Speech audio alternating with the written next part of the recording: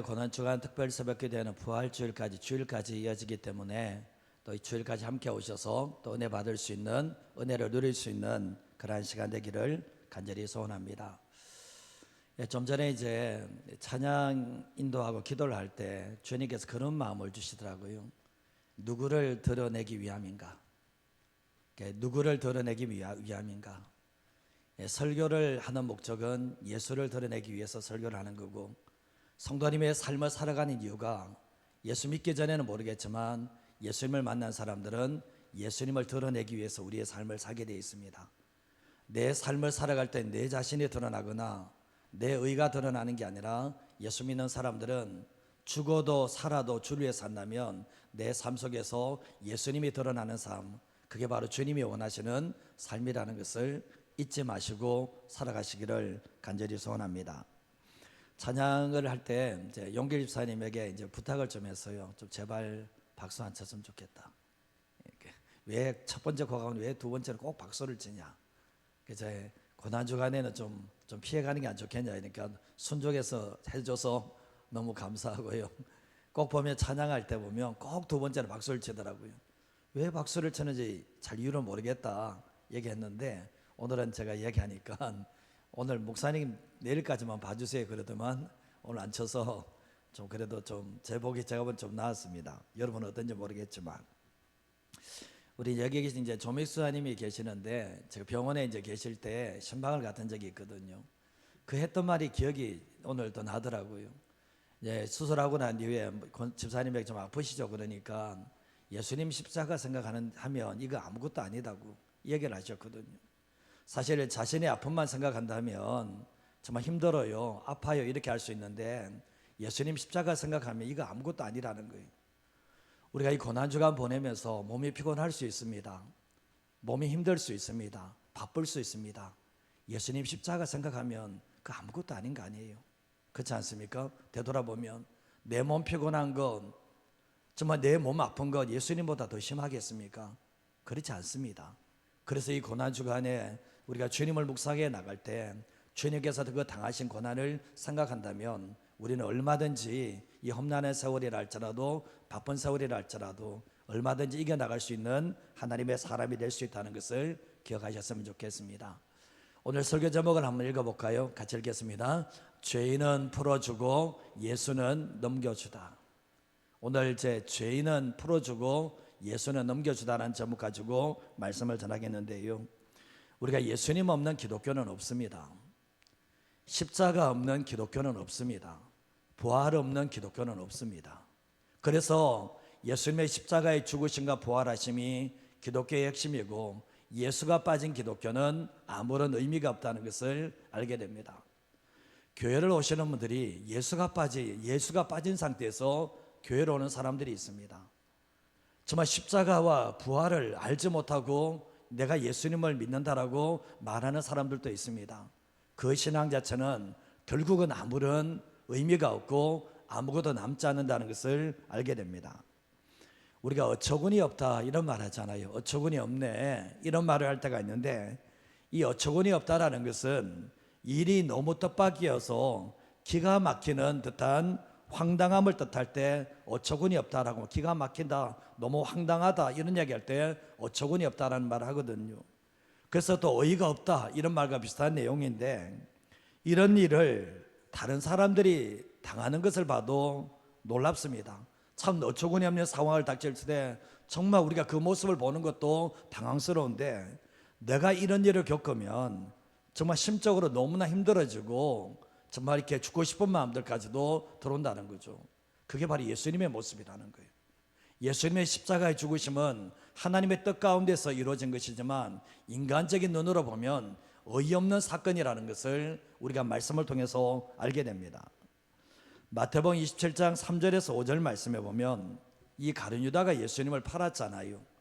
근데 예수님을 판 가룟 유다가 잘 됐는가 되돌아보시면, 정말 이 가룟 유다가 예수님을 팔고 난 뒤에 스스로 마음에 죄책감을 가지기 시작합니다.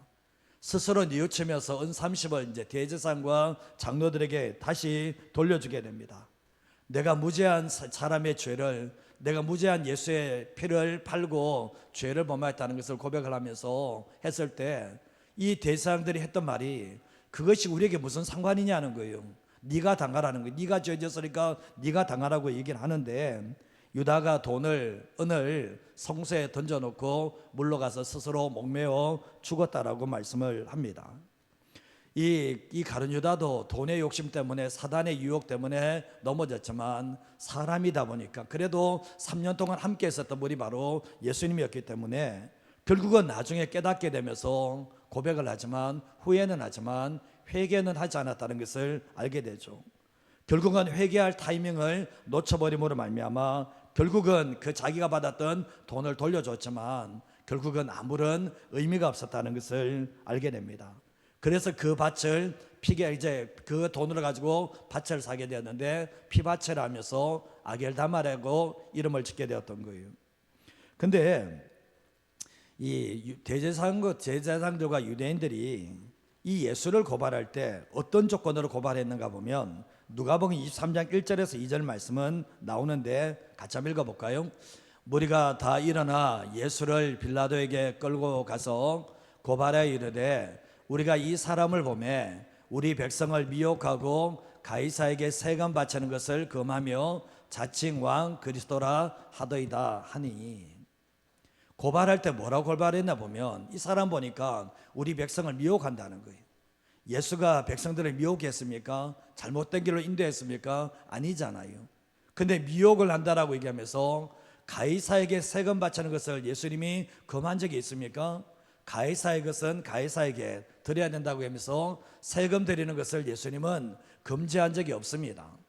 그리고 예수님께서는 자기가 그리스도이기 때문에 그리스도라고 말한 것뿐인데 이걸 가지고 그 뭡니까? 빌라도에게 고발하며 죽이기를 원했다는 것을 알게 됩니다.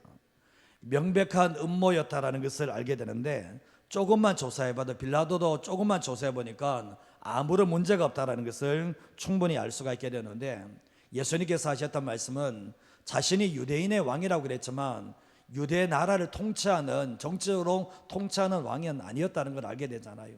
그러면서 예수님이 하셨던 말씀이 내 나라는 이 땅에 속한 것이 아니라고 분명히 말씀을 하게 되었던 거예요. 근데 오늘 이 말씀을 보면서 자 우리가 첫 번째로 생각할 수 있는 게 뭔가 같이 한번 읽어보겠습니다. 예수님의 십자가는 정의의 목소리가 아닌 집단의 목소리가 이긴 것입니다. 이게 보면 예수님의 십자가의 사건은 물론 하나님의 뜻 가운데서 이루어진 일이지만 사람의 편에서 보면 정의의 목소리가 저버린 거예요. 그리고 집단의 그 목소리가 이긴 사건이 바로 십자가의 사건이라는 것을 알게 됩니다. 교회 안에서 제일 무서운 게 뭔지 아십니까? 끼리끼리 모이는 거예요. 끼리끼리 모이면서 목소리에 힘을 실어내는 게 정말 무서운 거거든요. 정말 유대인들이 그렇게 해서 예수님을 죽이려고 앞장섰다는 것을 알게 되거든요. 이런 경우가 세상에 존재하잖아요. 바른 정의는 지고 악한 불의가 이기는 그런 세상이 되잖아요. 그리고 소수의 정의의 목소리는 사라지게 되고 다수의 불의의 큰 목소리가 이기는 경우를 우리도 종종 볼 때가 있습니다. 이게 바로 비극적인 현상이라는 것을 알게 되는데 요한복음 19장 4절 말씀해 보시면 빌라도가 다시 밖에 나가 말하되 보라 이 사람을 데리고 너에게 나오나니 이는 내가 그에게서 뭘 찾지 못했습니까?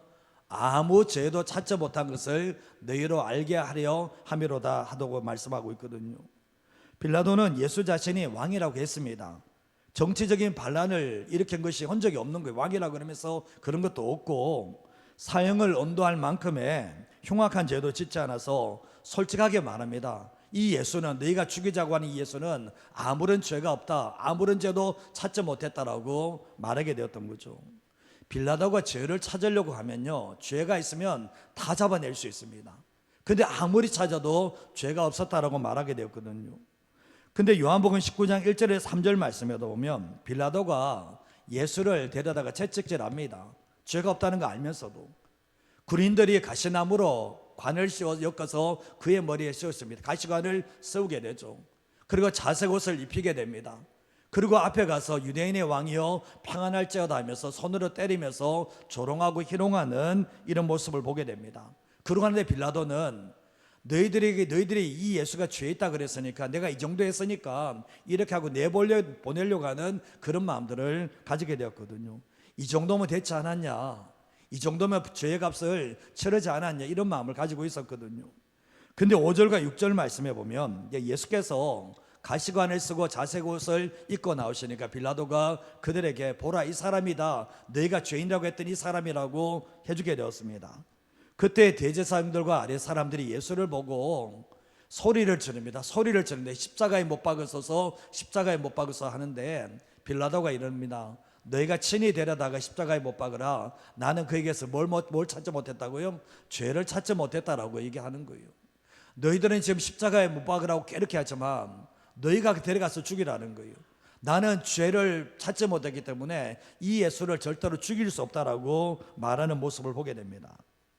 근데 누가복음 23장 말씀해 보면 4절에 7절 말씀해 보면 빌라도가 대제사장과 무리에게 말을 합니다. 내가 보니 이 사람에게는 죄가 없도다 하니 무리가 더욱 강하게 말합니다.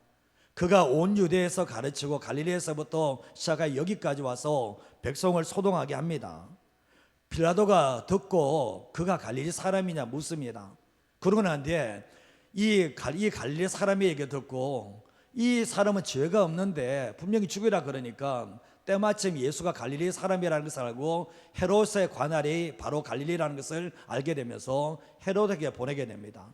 그때 헤롯 또한 예루살렘에 있었다는 것을 말씀을 하고 있습니다. 근데 결국 뭡니까? 자신의 손에 펴묻혀 계시는 거예요. 책임을 회피하고 싶은 마음이 있는 거예요. 이 예수를 죽여봤자 내게 득될 것이 아무도 없다는 것을 알게 됩니다. 근데 나중에 헤롯은 이 예수를 보고 난 이적 보기를 원했는데, 기적 보기를 원하는데 예수님께서 아무 말씀도 하지 않으니까 또다시 희롱하면서 다시 이 예수를 빌라도에게 보내는 일들이 있게 되었습니다. 근데 마태복음 27장 19절 말씀에 보면 총독이 재판석에 앉았을 때에 그의 아내가 사람을 보냅니다. 아내가 사람을 보내면서 저 옳은 사람에게 아무 상관하지 말라는 거예요. 오늘 꿈에 내가 그 사람으로 말미암아 애를 많이 태웠다라고 얘기를 합니다. 하나님께서 꿈을 꾸게 하신 것인지 아니면 이 예수가 어떤 사람인지 알기 때문에 꿈을 꿨는지는 잘 모르지만 밤이 새도록 저 사람 때문에, 꿈 때문에 힘들었다라는 거예요. 근데 저 옳은 사람, 불의한 사람이 아니라, 죄인이 아니라 이 빌라도의 아내도 아는 것이 저 옳은 사람에게 아무 상관도 하지 말라고, 저 사람은 죄가 없다라고 그렇게 말하는 모습을 보게 됩니다. 근데 종교적인 문제로 사형을 선고할 수 없거든요. 종교적인 문제로 사형을 집행할 수는 없거든요. 빌라도가 아무리 죄를 더 저질러봐 정치적으로 죄가 있는가, 반란 일으키는 있는 것인가 찾아봐도 아무런 죄를 발견할 수가 없었던 거예요. 그래서 이 빌라도는 예수는 죽일 만한 죄가 없다, 로마 제국에 피해를 끼친 적이 없고 악한 일을 한 적이 없다는 것을 알게 되면서, 그럼 뭡니까? 이 사람은 죄가 없다라고 계속 얘기하지만 그들의 소리가 이겼던 거예요. 집단의 소리가 이겼다는 것을 말씀을 통해서 보게 되는데, 누가복음 23장 22절에서 23절 말씀을 같이 한번 읽어볼까요? 빌라도가 세 번째 말하되 이 사람이 무슨 악한 일을 하였느냐?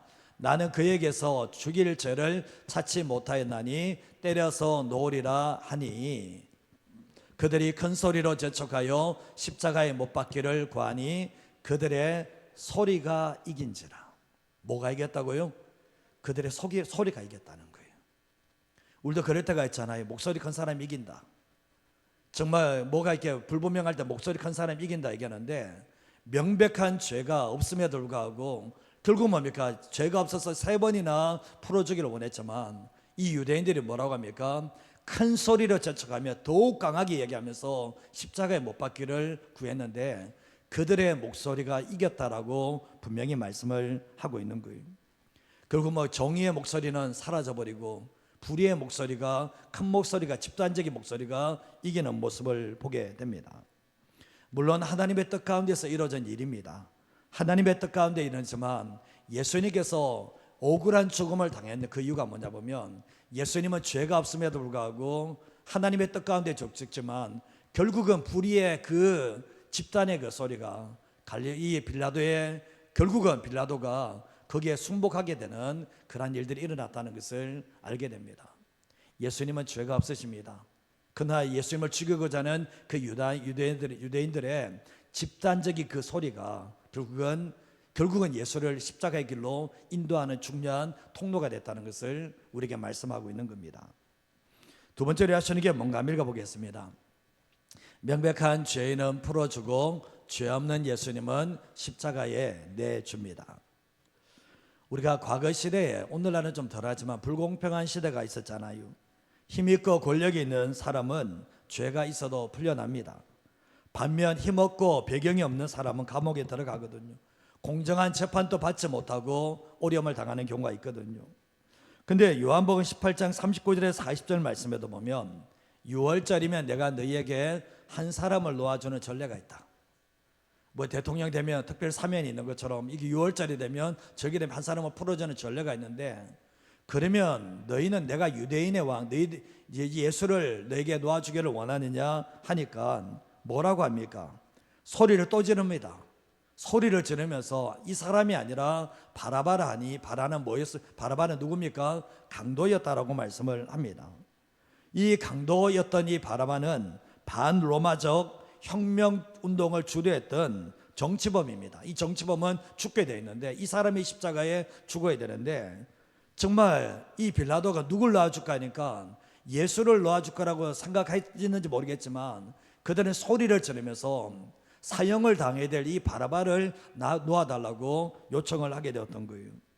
근데 요한복음 19장 7절에서 8절 말씀에도 유대인들이 대답하는 게, 우리에게 법이 있으니 그 법대로 하면 그가 당연히 죽을 사람입니다. 그가 자기를 하나님의 아들이라고 했기 때문에 당연히 죽어야 된다 사람이라고 얘기를 하게 되거든요. 근데 이 빌라도가 하나님의 아들이라는 이 말을 듣고 더욱 두려워하게 되는, 이 죄 없는 사람을 죽이는 것도 두려워 죽겠는데 하나님의 아들이라고 그러니까 더욱 두려워하는 그러한 일들이 있게 되었습니다. 그러면서 이제 9절과 10절 말씀해 보면 빌라도가 질문을 합니다. 예수께서 가서 너 어디서부터 왔냐? 네 어디서부터 왔냐? 이런 질문하죠. 근데 예수님께서 대답을 안 하세요. 근데 예수님께서 대답을 안 하시니까 10절 말씀에 하는 말이, 빌라도가 내가 왜 말을 하지 않냐 얘기하면서, 내가 너를 놓을 권세도 있고 십자가에 못 박을 권한도 있는 줄 너가 알지 못하느냐 얘기를 했습니다. 그때 예수님께서 11절 말씀하시는 것이, 예수께서 대답하시되 위에서 주지 않으셨다면, 하나님께서 주지 않으셨다면 나를 해할 권한이 너에게도 없다는 거예요. 하나님께서 통과를 시켰기 때문에 너가 나를 죽일 권한이 있는 것이지 너가 나를 직접 죽일 수 있는 권한은 없다는 것을 이야기하면서, 나를 너에게 넘겨준 자의 죄는 더 크다. 너도 나를 넘겨주겠지만 나를 너에게 넘겨준 자는 훨씬 더 크다라고 말해주게 됐던 거죠. 결국 뭡니까? 예수님을 죽음으로 몰아넣었던 그 사람의 죄들이 얼마나 큰지를, 하나님의 뜻 가운데 죽지만 예수님을 십자가에 못 박게 내어준 사람의 죄는 무시할 수 없고 간과될 수 없음을 분명히 말씀하고 있거든요. 그러나 12절 말씀을 같이 한번 읽어볼까요? 이러므로 빌라도가 예수를 놓으려고 힘썼으나 유대인들이 소리질러 이르되 이 사람을 놓으면 가이사의 충신이 아니니이다. 무릇 자기를 왕이라 하는 자는 가이사를 반역하는 것이니이다. 빌라도는 계속해서 예수를 놓으려고 힘씁니다. 계속해서 예수를 놓으려고 하거든요. 왜냐하면 죄가 없는 거 뻔히 아는데 죽이고 싶은 마음이 없는 거예요. 정말 삶을 살아가면서 늘 예수를 죽였다니 죄책감 속에 살고 싶지 않은 거거든요. 근데 유대인들은 계속해서 소리를 지릅니다. 소리를 계속 질러요. 그러면서 이 사람을 놓으면 당신은 로마 황제의 충신이 아니라는 거예요. 그리고 자기를 왕이라고 했던 이 사람을 살려주면 당신은 가이사를 반역하는 것입니다 얘기했을 때, 이 말이 결국 결정적인 계기를 가져왔던 거죠. 자기의 정치 생명에 치명적인 해가 된다는 것을 알면서 결국 뭡니까? 13절에서 15절 말씀에 이제 빌라도가 재판석에 예수를 끌고 나옵니다. 그리고 계속해서 예수를 십자가에 못 박으라는 군중의 소리가 계속해서 하늘을 찌르립니다. 조용히 하라고 해도 소용이 없습니다. 근데 나중에 보면, 뒤에 말씀에 보면 가이사 외에는 15절 말씀, 우리에게 왕이 없다라는 그 말을 합니다. 이스라엘 백성들의 왕이 누굽니까? 하나님 아닙니까? 하나님은 왕 아니에요? 이스라엘 백성들에게 하나님이 왕 아니에요? 근데 지금 뭐라고 얘기합니까? 로마 가이사 외에는 우리에게 왕이 없다라고 얘기하면서, 근데 언제부터 그렇게 충성을 했습니까? 그들이 원한 이 메시아가 누굽니까? 로마의 압제에서 우리를 구원해 줄 그 메시아를 찾았는데 지금 하는 말이 뭡니까? 대제사장들이 하는 말이 하나님 외에 우리의 왕이 없다는 말을 하는 것도 아니고 가이사 외에는 우리에게 왕이 없다라고 이렇게 이야기하는 이런 모습을 보게 됩니다. 근데 16절 말씀해 보면 이에 이제 예수를 십자가에 못 박도록 그들에게 넘겨주었다. 결국은 예수를 이 빌라도는 그들의 소리에 못 이겨서, 당신이 지금 이 예수를 정말 이렇게 죽이지 않으면 당신은 가이사의 충신이 아니라는 그 말을 듣고 넘겨주는 일들이 일어나게 되었습니다. 근데 마태복음 27장 23절과 24절 말씀에 빌라도가 이런 말합니다. 어찌미냐, 무슨 일을 악한 일을 하였느냐. 그들이 더욱 소리질러 이르되 십자가에 못 박혀야 하겠나이다 하는지라 이겼을 때 빌라도가 아무 성과도 없이 아무런 변화되는 게 없고 도리어 밀란이 일어나는 것을 보고 물을 가져다가 무리 앞에서 손을 씻습니다. 씻으면서 나는 이 사람의 피에 대해서 나는 죄가 없다, 너희가 당하라고 얘기하면서 손을 씻는 이 비겁한 행동을 보게 됩니다. 손을 씻는다고 해서 그 죄가 없어집니까? 지금 사도신경을 통해서 본디오 빌라도에게 예수님이 십자가에 고난을 당하고 죽으셨다는 그 얘기를 한다는 게 뭡니까? 아무리 손을 씻는다고 한날 예수님을 십자가에 내준 그 죄는 씻을 수가 없다라는 것을 말씀하고 있잖아요. 결국은 이 빌라도의 정말 선고로 통해서 예수가 십자가에 넘겨지는 일들이 일어나게 되었습니다. 근데 누가 횡재를 했습니까? 횡재한다는 건 좀 그렇지만 누가 살아났습니까? 예수가 십자가에 잡히면서 넘어가면서 바라바가 살아났습니다. 바라바는 자기가 살 거라고 생각한 적이 없습니다. 자기는 명백한 죄인이기 때문에 살 가망성이 0.0001%도 없다는 것을 자기는 알고 있었습니다. 근데 살아나갈 이 가망성이 없다는 것을 알고 있었는데 어찌된 일인지 분위기가 달라지기 시작합니다. 예수라는 사람이 들어오더니만 사람들이 예수를 죽이라고 얘기하더만 결국은 뭐냐면 자신이 살아날, 자기를 살려달라고 하는, 자기를 보내달라고 그 무리의 소리를 듣게 되면서 결국은 이게 어찌된 일인가 이런 생각들을 가지게 되었던 거죠. 예수가 대신 십자가에 못 박힘으로 풀려난 이 바라바는 평생 예수를 잊을 수 있겠습니까? 내가 저 감옥에서 정치범으로서 죽어서 죽을 사람이었는데 나 대신 예수가 들어오더니만 죄 없는 그 예수가 나 대신 십자가에 못 박히고 나는 풀려났다는 것을 이 바라바는 잊을 수가 없습니다. 바라바가 나중에 어떻게 됐는지는 알 수는 없습니다. 그러나 이 바라바는 명백한 죄인이었지만 자기가 십자가에 달려야 되지만 대신 달려준 분이 바로 예수라는 것을 이 바라바는 절대로 잊지 못했던 겁니다. 그러면 바라바만 살아난 겁니까? 바라바만 살아난 거예요?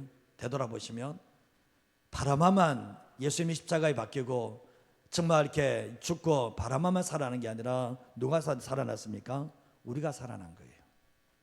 예수님의 십자가의 사건은 바라바만의 사건이 아니라 우리도 명백한 죄인입니다.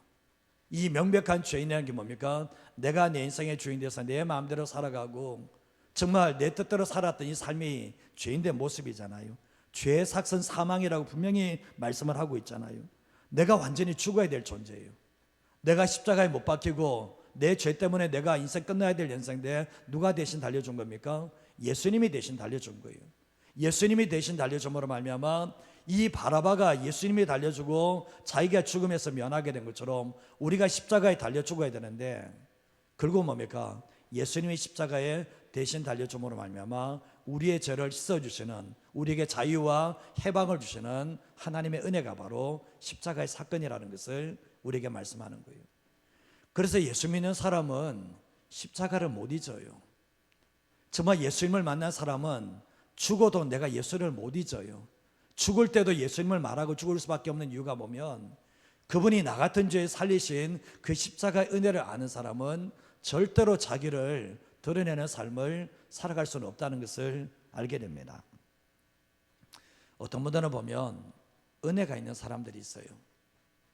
근데 어떤 사람들은 은혜가 없는 사람들도 있어요. 은혜가 없는 사람들의 특징이 뭐냐 보면 그 예수님의 십자가를 생각하면 저기에 내가 달렸어야 되는데 저기에 내가 데릴 자리인다는 것을 모르는 사람들은 은혜가 없어요. 그러나 예수님을 바라보며 십자가를 바라보면서 내가 저기에 달려야 되는데 예수가 달렸다는 것을 아는 사람들은, 내가 죄 때문에 저기에 달려야 되는데 예수가 달린다는 것을 아는 사람들은 은혜를 알기 때문에 찬송을 부를 때도 나 같은 죄인 살리신 주 은혜의 놀라와 그 찬양을 정말 감동 있게 하나님께 올려드릴 수밖에 없다라는 거죠. 요한일서 4장 9절과 10절 마지막 구절인데 한번 읽어보겠습니다. 하나님의 사랑이 우리에게 이렇게 나타난 바 되었으니 하나님이 자기의 독생자를 세상에 보내심은 그로 말미암아 우리를 살리려 하심이라. 사랑은 여기 있으니 우리가 하나님을 사랑한 것이 아니요 하나님이 우리를 사랑하사 우리 죄를 속하기 위하여 화목제물로 그 아들을 보내셨습니다. 하나님의 사랑이 우리에게 이렇게 나타났다는 거죠. 9절 말씀에 하나님이 자기 하나밖에 없는 외아들 독생자를 세상에 보내신 것은 우리를 살리려, 우리가 죽은 상태라는 거예요. 죄로 말미암아 죽었고 죽고 나니 영원한 심판을 피할 수 없는 사람이었다라는 거예요. 근데 사랑은 여기 있으니 우리가 하나님을 사랑한 게 아니라는 거예요. 바라바가 예수님을 사랑했습니까? 바라바가 예수님 사랑한 적 없습니다. 그러나 예수님은 바라바 대신 십자가에 죽은 거잖아요. 우리도 마찬가지지 않습니까? 우리가 하나님을 사랑한 적이 있습니까? 하나님을 사랑한 적 없습니다. 그러나 하나님께서 우리를 사랑하셔서 그의 아들을 우리 죄를 위해서, 이 죄가 얼마나 무서운지 우리 죄를 위해서 화목제물로 그 아들을 보내셨다, 십자가에 죽이셨다라고 말씀을 합니다. 여러분, 자기 자신의 죄됨을 알지 못하는 사람은 십자가의 은혜를 모릅니다.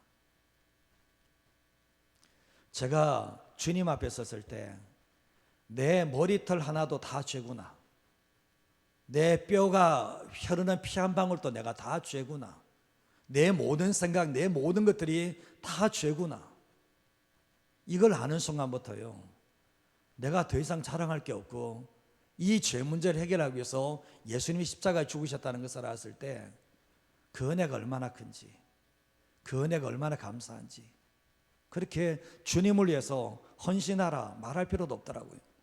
그 은혜를 알면 주님께서 우리에게 헌신하라 충성하라 하지 않아도 내 자신을 드리며 살아가는 것이 바로 주님의 은혜를 아는 사람들의 특징이라는 거죠. 교회를 오시면서 예수님을 모르는 분들이 계세요. 예수님의 은혜가 얼마나 큰지를 모르는 분이 계세요. 제가 어제 말씀드렸지만 예수님 만나고도 눈물 한 번 흘려본 적이 없어. 예수님 때문에, 자기의 삶이 아픔, 힘든 것 때문에, 자신의 육신의 아픔 때문에, 그것 때문에 눈물을 흘리는데 정말 예수님의 십자가의 그 은혜 때문에 눈물 한 번 흘려보지 않은 사람들이 그 사람이 예수님을 만난 사람입니까? 그 사람이 예수님을 아는 사람입니까? 교회를 나오면 구원을 받는다 생각해요. 예수를 모르고 교회를 나오면 구원받는다고 생각해요. 그게 아니잖아요. 오늘 이 말씀을 보시면서 정말 이 빌라도는 죄인은 풀어주고 예수는 넘겨주잖아요. 이 모습이잖아요.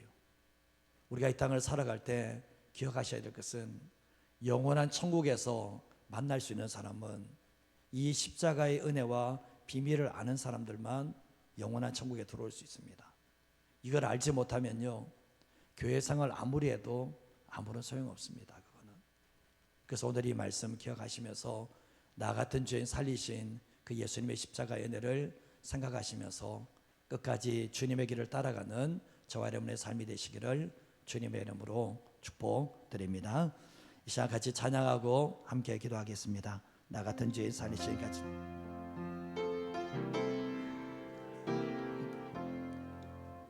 나가